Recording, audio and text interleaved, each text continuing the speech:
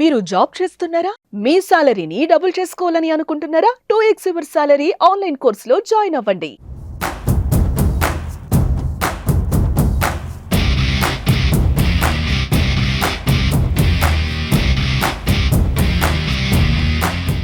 Right, నమస్తే Suman TV. మనం ప్రస్తుతం పిఠాపురం నియోజకవర్గంలో ఉన్నాము. జనసేన 12వ ఆవిర్భావ దినోత్సవ వేడుకలకు సంబంధించి ఈరోజు అంగరంగ వైభవంగా రాష్ట్ర వ్యాప్తంగా జనసేన నాయకులందరూ కూడా భూమి పూజ కార్యక్రమానికి రావడం జరిగింది. దానిలో భాగంగానే ఇక్కడ ముద్రగడ పద్మనాభం గారు కుమార్తె అయినటువంటి ముద్రగడ క్రాంతి గారు కూడా రావడం జరిగింది. మేడం గారిని అడిగి తెలుసుకునే ప్రయత్నం చేద్దాం. అంటే ఆవిడ స్పందన ఏ విధంగా ఉంది, రాబోయే 12వ ఆవిర్భావ దినోత్సవ వేడుకలు ఏ విధంగా జరగబోతున్నాయి ఏంటో ఒకసారి అడిగి తెలుసుకుందాం. నమస్తే మేడం, ఎలా ఉన్నారు మేడం? ఏంటి మొట్టమొదటిసారి మీరు జనసేన పార్టీలో జాయిన్ అయిన తర్వాత అధికారంలో 100% స్ట్రైక్ రేట్తో ఆవిర్భావ దినోత్సవం జరుగుతుంది. మీరు కూడా అందులో భాగస్వాములు అవుతున్నారు. ఎలా అనిపిస్తుంది? చాలా సంతోషంగా ఉందండి. నేను ఇప్పుడు టీవీలో చూడటమే, కానీ ఈసారి భూమి పూజ దగ్గర నుంచి ప్రతి దాంట్లో ఉన్నందుకు చాలా ఆనందంగా ఉంది. ఇలాగే ప్రతి సంవత్సరం జరుపుకోవాలని, ప్రతి సంవత్సరం ప్రతి 5 ఏళ్ళకి మేము పార్టీలో ఉండాలని కోరుకుంటున్నాం. అంటే పవన్ కళ్యాణ్ గారు సిద్ధాంతాలు నచ్చి మీరు పార్టీలో జాయిన్ అయ్యని చెప్పారు. ఎలా ఉంది అంటే జనసేనలో మీ ప్రయాణం ఏ విధంగా అనిపిస్తుంది మీకు? బాగుందండి, చాలా బాగుంది. ఎందుకంటే ఆయన సిద్ధాంతాలు ఫస్ట్ నుంచి చూస్తూనే ఉన్నాను, అన్ని ఫాలో అవుతూ అన్ని ఆశయాలు అన్ని నచ్చి నాకు జాయిన్ అయ్యాను. ఎదిరించే జాయిన్ అయ్యాను కాబట్టి ముందుకెళ్తాను.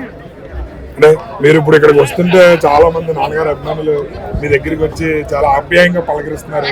అలా పలకరిస్తున్నప్పుడు ఎలా అనిపిస్తున్నారు మీ స్పందన? నాన్నగారు మిస్ అయిపోతున్నారు అనిపిస్తుంది.